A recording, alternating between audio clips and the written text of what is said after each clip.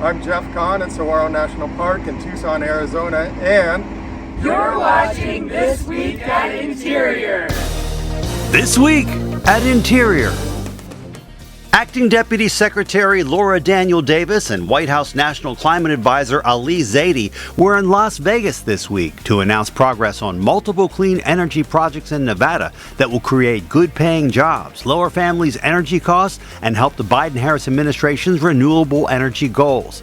Among the announcements, the Bureau of Land Management is finalizing 2 projects that will unlock up to 4.7 gigawatts of clean energy, enough to power nearly 5 million homes. In Tucson, Arizona, the acting deputy secretary announced $236 million from the president's Investing in America agenda to support wildland fire management across the nation. The funding will help reduce risk from wildfires, support improved wildland firefighter training, expand efforts to rehabilitate burned areas in collaboration with partners, and advance wildfire science.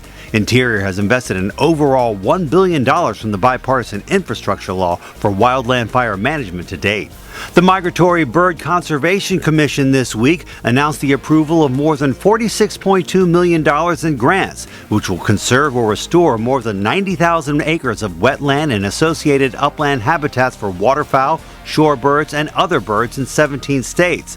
Those grants will be matched by more than $99.1 million in partner funds. The Commission also approved nearly $12 million for the U.S. Fish and Wildlife Service and its partners to conserve habitat on 7 national wildlife refuges across 7 states.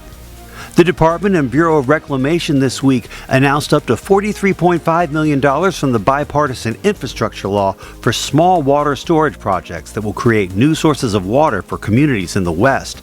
Surface water and groundwater storage are essential tools in stretching the limited water supplies worsened by a changing climate, and these projects will increase water management flexibility, making water supply more reliable and communities more resilient.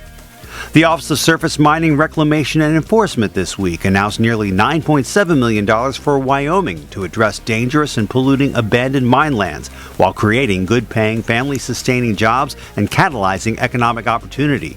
The announcement builds on nearly $19.4 million allocated to Wyoming for abandoned mine reclamation since the president's bipartisan infrastructure law was signed. The Office of Native Hawaiian Relations this week announced $1 million in grants for 6 Native Hawaiian organizations to implement the Native American Tourism and Improving Visitor Experience, or NATIVE Act. Funding enables indigenous communities to participate in national tourism goals and strategies while seeking to enhance and integrate Native tourism, empower Native communities, and expand unique cultural tourism opportunities. The National Park Service this week announced more than $12 million in Paul Brune Historic Revitalization grants to 17 programs in 15 states. The grants support economic development through the preservation of historic buildings in rural communities across the country. And the nation paused this week to honor and remember the victims of the September 11th attacks 23 years ago.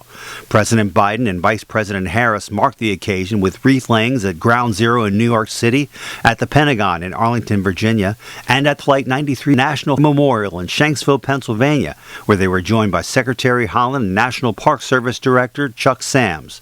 2,977 lives were lost in the 9/11 terror attacks.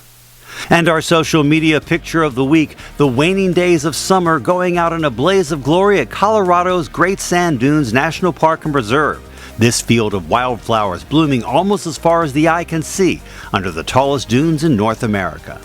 Make sure you follow us on Facebook, Instagram, Twitter, and YouTube. That's This Week at Interior.